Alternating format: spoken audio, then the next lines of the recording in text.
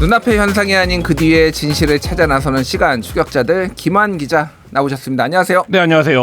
예, 국민의힘 경선 얘기부터 좀 해보죠. 네. 어제 저희가 이제 우리 방송하는 시간에 네. 국민의힘 4강 대진이 결정이 됐습니다. 그래서 뭐 3강은 유력하게 거론됐던 뭐 김문수, 네. 그리고 홍준표, 네. 한동훈 요 세 명은 득표순인가요?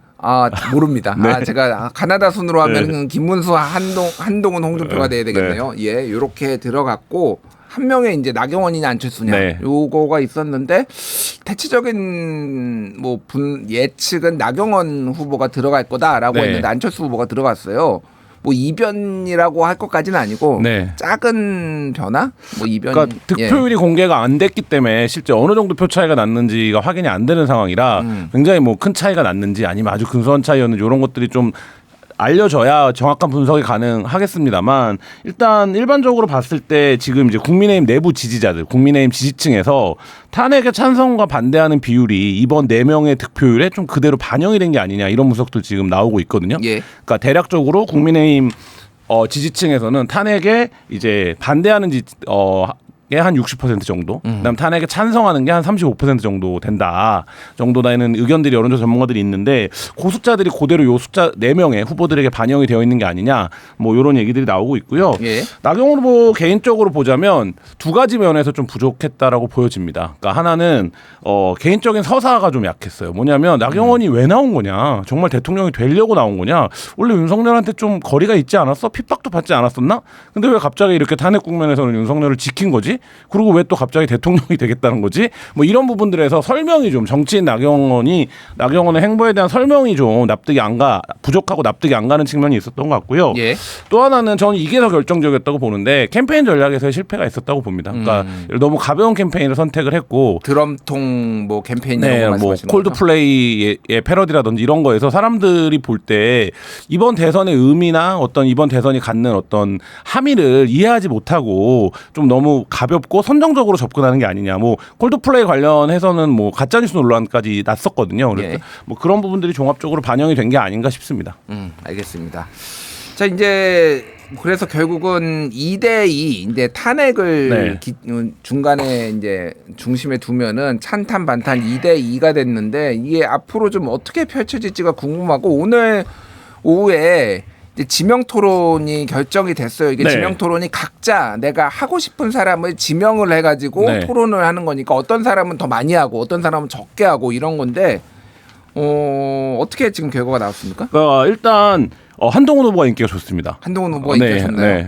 네. 아주 다시 설명드릴 텐데 김문수 후보는 한동훈 후보를 지명을 했고요. 예. 안철수 후보는 김문수 후보를 지명을 했습니다.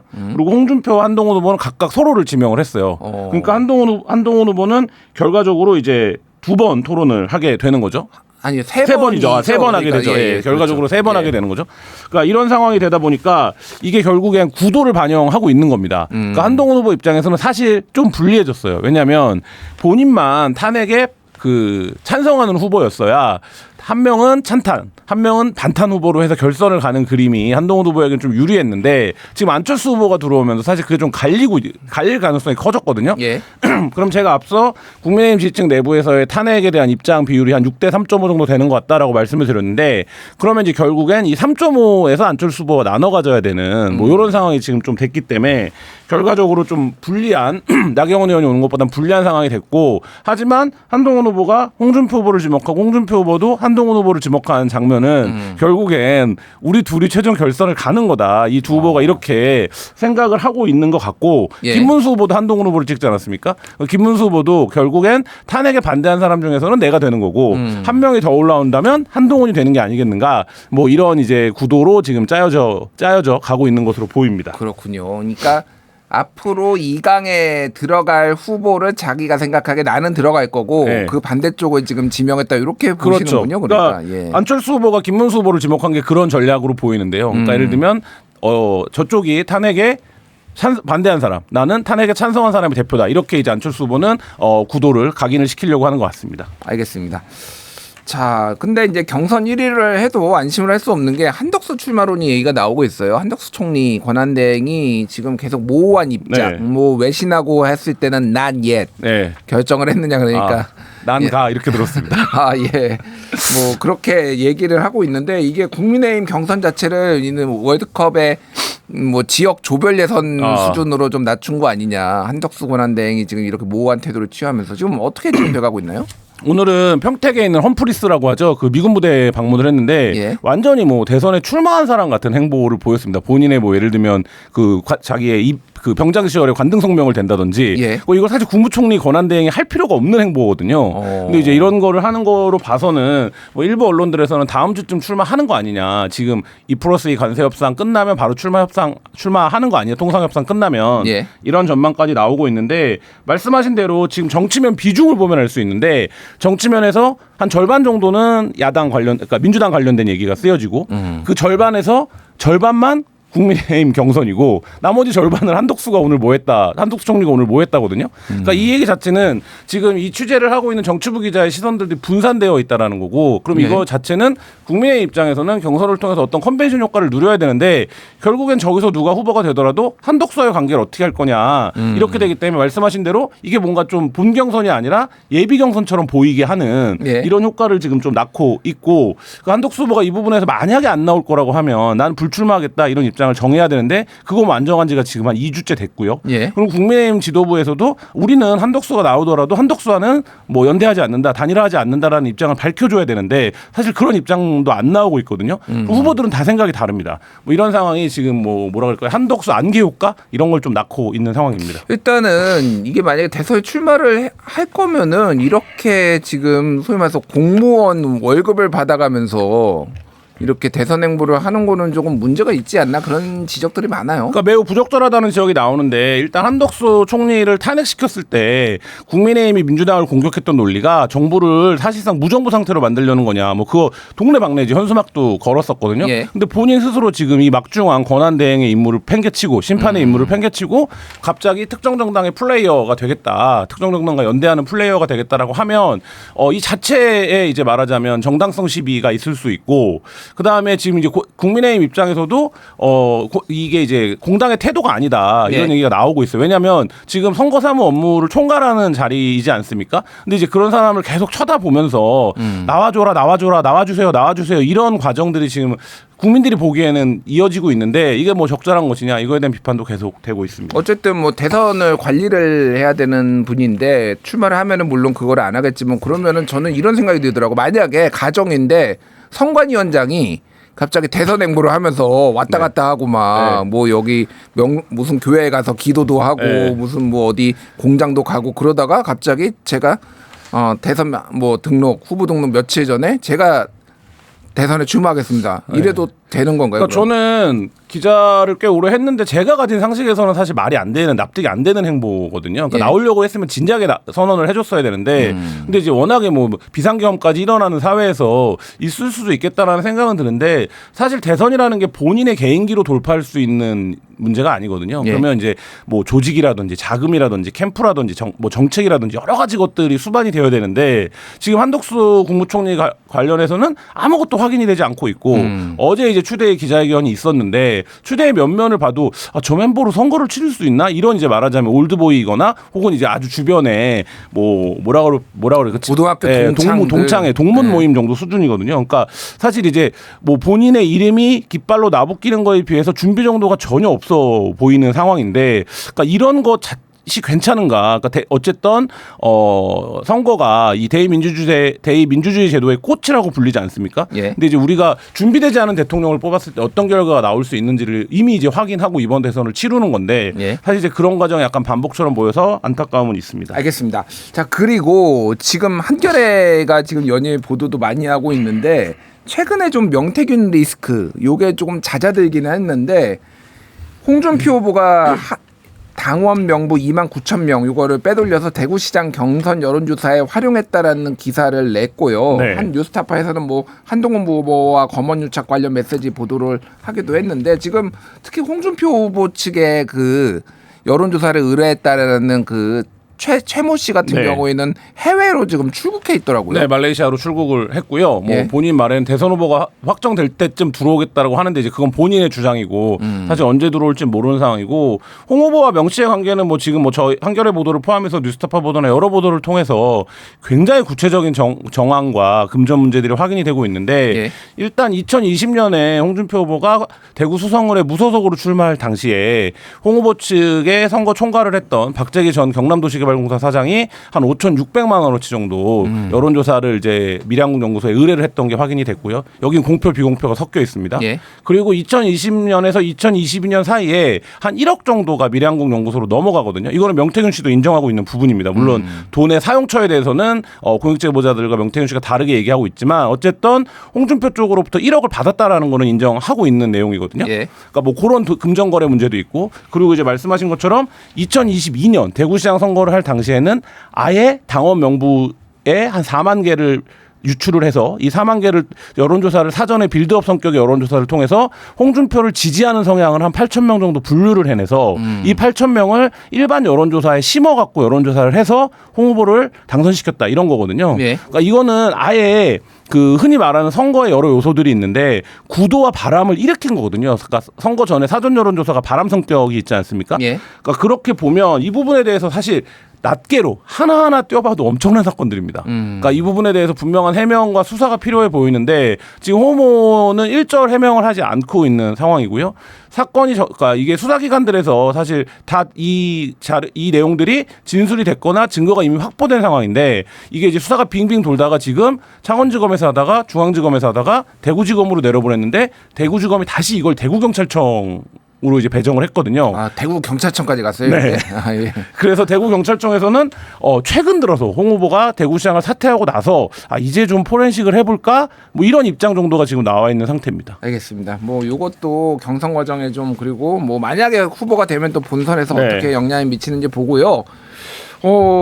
언론 얘기를 좀 해봐야 될 것 같은데 최근에 좀 몇 가지 언론과 관련돼서 좀 논란이 되는 사건들이 있었습니다. 일단 음성부터 좀 들어보고 얘기 나눠보겠습니다. 뉴스타파하고는 네. 안 하니까 그냥 가세요. 아니요, 뉴스타파도 언론사입니다. 다음에 좀 가세요. 말씀해 주실 책임이 있으십니다. 언론사가 아니에요, 뉴스타파는. 그거는 연인 생각. 지라시지. 네. 다음에 뉴스타파 취재 누가 하지 않으니까 가세요. 방금 제 손목 강력적으로 이렇게 잡으신 거 사과해 주십시오. 여기 빨리 와가지고. 저한테 폭력 행사하지 않겠습니다. 이 장면은 지금 최근에 권성동 원내대표가 기자들하고 기자회견했는데 이명주 뉴스타파 기자가 질의를 했는데 지금 답변을 안 하겠다라고 하고 그리고 이 이명주 기자를 권성동 원내대표가 손목을 잡아서 네. 한 30m 정도 저쪽으로 끌고 간 약간 이런 내용이잖아요. 네네. 그러니까 이게 장소가 이게 의원회관에 이제 말하자면 로비 같은 곳이에요. 예. 예. 거기서 이제 그 뉴스타파 이명주 기자가 뭐 죄송하다라는 이제 현수막 같은 것들이 걸려 있는데 그 내용이 뭐냐 이런 걸 이제 묻는 취지예요. 근데 보통 이런 경우에 저는 굉장히 놀랐는데 이 뉴스 그 영상 보면서 답변을 안 할 수 있습니다. 답변을 안 할 권리도 있죠. 그러면 답변하지 않겠습니다. 질문받지 않겠습니다. 이러고 가면 되거든요. 근데 권성동 원내대표가 뉴스타파라는 이름을 듣자마자 굉장한 적개심을 드러냅니다. 일단 적개심을 드러내고 뉴스타파에 대해서 굉장히 이 적개심에 기반한 자의적 평가를 해버립니다. 예. 그러면서 굉장히 강압적인 태도로 나오고 무시하고 얘기한 대로 손목을 잡고 끌고 가는 폭력적인 행위까지 저지르는데 저는 국회가 언론이 취재하는 곳 가운데서 그래도 정부기관 중에서 제일 개방적인 곳입니다. 등록 기자도 제일 많고. 예. 근데 이런 곳에서 가장 개방적인 장소가 또 그 의원회관 로비거든요. 거기서 그냥 서 있다가 의원들 만나면 자연스럽게 인사하고 뭐 묻기도 하고 이런 게 빈번하고 엘리베이터에서도 그런 일들이 벌어지는데 예. 마치 이제 권성동 의원이 나는 그런 경우를 한 번도 못 봤다라는 사람처럼 국회 뭐 미디어 담당관을 부르지 않습니까? 그리고 여기 가만히 말하자면 고착시켜놔라 이런 태도로 보좌관들한테 얘기하고 그 영상을 보시면 오히려 보좌관들이 굉장히 난처해합니다. 그러니까 의원한테 말은 못하지만 이게 지금 다 찍히고 있는데 이런 표정이 역력하거든요. 예. 그러니까 이런 걸 보면 이 자체로 권성동 의원이 이제 특정 언론에 대한 적개를 드러냈다 이렇게밖에 볼 수 없고, 근데 이게 기시감이 있죠, 낯이 익죠. 그 윤석열 내란 피의자 윤석열의 대통령 시절에 그 MBC를 대했던 태도가 딱 이랬죠. 그러니까 그때도 슬리퍼 신고 온 거를 문제 삼기 시작해갖고 결국엔 비행기 안 태우는 일까지 벌어지지 않았습니까? 예. 전용기에. 그러니까 그거를 보면 이제 그런 태도의 좀 반복이다. 뭐 이런 생각이 듭니다. 알겠습니다. 일단 권성동 원내대표의 의견부터 좀 전달해 드릴게요. 취재를 빙자한 신체적 위협이자 강압적 접근이었다.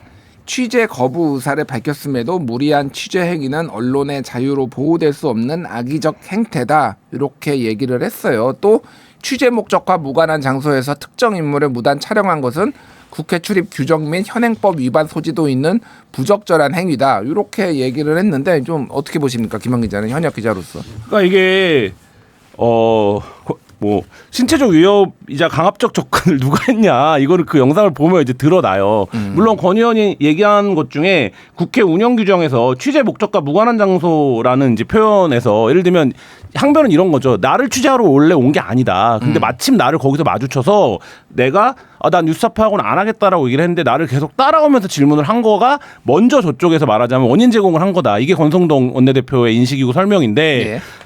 그렇게 뭐 인식했다고 하더라도 그게 기자의 손목을 끌고 가는 행위를 정당화시킬 수 있는 것인가. 뭐 그런 정도의 이 기자의 질문이 위협적이었는가. 이게 하나 있고요. 보다 근본적으로 들어가면 기자는 기본적으로 업의 기본이 묻는 겁니다. 예. 그 묻는 건 권력자나 말하자면 어떤 국가적인 공인들에게 시민을 대신해서 묻는 거거든요. 근데 그 행위 자체를 예를 들면 권 의원이 자의적으로 특정 장소, 특정 방식으로만 제한할 수 있다고 생각하는 건 그 자체로 민주적 사고가 아닙니다. 그러니까 저는 이 사건은 권 의원이 깔끔하게 내가 그때 좀 감정적이었다, 흥분했다, 그리고 사과를 하고 이렇게 끝내야 될 일이지 이게 마치 뭐 양비론적인 문제가 있는 것처럼 어떤 취재 방식에 대한 쟁점이 있는 것처럼 몰아가는 것은 정치인 특히 이제 공인으로서의 태도가 아니다 이런 생각이 듭니다. 알겠습니다. 언론 관련 단체들의 입장 좀 소개해 드릴게요. 전국 언론 노동조합에서는 유력 정치인이라도 질문하는 기자를 억지로 끌어낼 권리는 없다. 언론 자유를 무시하고 기자에게 폭력을 행사한 권성동 원내대표는 공식으로 사과하고 원내대표직에서 물러나야 한다라고 얘기를 했고요. 한국기자협회는 불편한 질문은 무시하고 급기야 폭력 행사도 주저하지 않는 이 같은 행태는 국민의 알 권리와 권력 감시를 사명으로 해온 언론의 역할에 대한 정면 도전이라고 이제 얘기를 했습니다.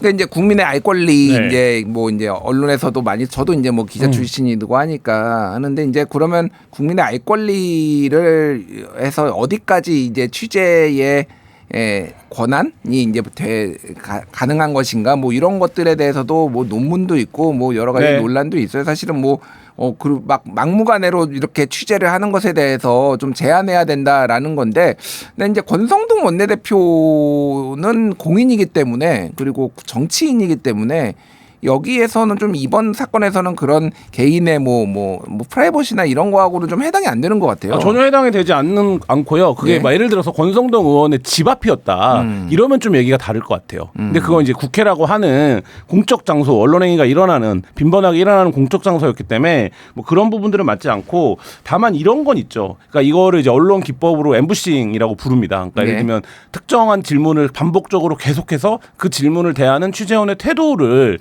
그림으로 만들어서 그거를 보는 이제 말하자면 수용자들에게 판단을 할 수 있도록 하는 건데 그래서 과거에 이제 뭐 최승호 MBC 사장을 지냈던 최승호 PD가 이명박 전 대통령 향해 갖고 4대강 관련된 질문을 했던 엠부싱 이런 것도 굉장히 좀 유명한 그래서 뭐 달려가면서 서로 뭐 추격전도 벌이고 막 이런 것도 가끔 나와요. 근데 이제 저는 이 엠부싱이 말하자면 효과적인 취재 기법은 아닙니다. 사실 그러니까 기자 입장에서 보면 다만 이제 그게 어떤 정해진 주제 그 다음에 대답을 굳이 않더라도 저 질문을 하는 것만으로도 저 상황에 대한 의도나 이해를 그 수용자들이 판단할 수 있을 때 그 이제 모습을 보여주는 것만으로도 효과를 내는 이제 기법이고 그래서 이게 그러니까 말하자면 저 같은 신문 기자들은 잘 안 하고 방송 기자들이 주로 많이 활용하는 화면이 필요한 방송 기자들이 많이 하는 취재 기법 중에 하나인데 이 부분에서 정치인들이 기본적인 좀 말하자면 불쾌감 같은 것들은 있죠. 그러니까 말하자면 내가 그림으로 활용되는 거 아니겠습니까? 말하자면 나는 이 특별한 입장을 말하지 않더라도 뭔가 나쁜 사람처럼 되고 손살에 치는 장면만으로도 뭔가 약간 그쵸, 뭔가 의혹이 있는 사람처럼 비춰지고 그러니까 이제 그 당사자들은 굉장히 그 부분에 대해서 불편함을 갖기도 하고 이제 사석에서 만나면 그것 좀 하지 마라 이런 얘기 하기도 하는데 그럼에도 불구하고 그 장면이 꼭 필요한 순간들이 있고 그거를 그래도 할 수 있게 출입기자 제도라든지 언론인 기자를 등록하는 제도라든지 여러 가지 것들을 보완책들을 두고 있는 거거든요. 그러면 거기에 속해 있는 기자 그리고 국회에서 인정한 출입이 가능한 기자라고 하면 당연히 국회의원이 그것을 수용할 수 있어야 되는 겁니다. 이건 반대의 경우에도 사실 마찬가지거든요. 국회의원이 대정부 질의에서 불편한 질문을 하는데 예를 들어서 정부기관 관계자가 그거를 불편해갖고 나는 당신은 국회의원이라고 생각하지 않아서 당신의 질문에 답변하지 않겠다. 이런 식의 태도를 보이면 국회의원들이 누가 납득을 할 수 있겠습니까? 난리가 나겠죠. 난리가 나죠. 그러니까 예. 사실 이제 그런 사회적인 관계 속에서 이게 행해지는 행위이기 때문에 그 부분에서 이렇게 권성동 의원처럼 이거를 신체적인 폭력이나 위협을 통해서 해결할 수 있는 문제는 절대 아니다 이런 생각이 듭니다. 알겠습니다. 뭐 저도 이제 언론인 출신으로서 이거를 보면서 좀 착잡한 마음이 네. 든 거는 뭐 말씀하신 대로 뭐 공인들이 정치인들이 기분이 나쁠 수는 있는데 이게 물리력을 행사해서 막는 거는 좀 차원이 다른 것 같아요. 네, 그리고 그러니까. 그게 또 있는 것 같아요. 그러니까 사회가 많이 진영화되면서 특정 언론에 대한 적개를 표현하는 게 우리 편한테는 그렇게 손해가는 이미지가 아니야. 이런 생각들이 정치인들에게 좀 있는 그러니까 생겨난 것 같아요. 네. 그렇기 때문에 이런 행위를 하는 게 과거 같으면 언론 전체가 이걸 규탄하고 보이콧하고 이렇게 나가야 되는데 언론에서조차도 이게 약간 진영적 사고가 작동을 하기 시작하거든요. 그러니까 뉴스타파가 그동안 국민의힘을 불편하게 하는 기사를 많이 썼지 그렇다라고 해도 이런 취급을 받으면 안 되는 건데 뭐 그런 것들이 작동을 하면서 이게 사회 전체의 어떤 민주주의의 건강성 이런 것들이 황폐화된 게 이런 사건으로 드러나는 게 아닌가라는 생각도 듭니다. 예, 뭐 점점점 말씀하신 대로 진영화되고 이거 언론들도 거기에 좀 휩쓸리고 여러 가지 좀 문제점들이 있는 것도 보이지만 어쨌든 언론의 자유는 민주주의의 척도예요. 그렇죠. 예, 어느 나라에서나 서구에서나 네. 이런 일이 벌어졌다라고 하면은 굉장히 난리가 날 겁니다. 그러니까 독재와 독재가 아닌 국가를 구별하는 게 여러 가지 기준점을 삼을 수 있지만 언론이 얼마나 자유롭게 활동을 할 수 있느냐 굉장히 중요한 척도로 작동하거든요. 예. 근데 이렇게 되면 사실 위축될 수밖에 없고 언론의 행위 자체를 정파적으로 판단하게 되고 이런 게 독재나 전체주의로 나을 수 있는 토대입니다. 알겠습니다. 어느 정권이 됐든 이런 것들은 좀 유념해 주셨으면 좋겠습니다. 지금까지 김한 기자와 함께 추격자들 마무리하겠습니다. 오늘 전달해드린 방송 내용과 관련해서는 반론이 있을 수 있으면요 저희가 언제든지 인터뷰를 하도록 하겠습니다. 김한 기자님 수고하셨습니다. 네, 감사합니다.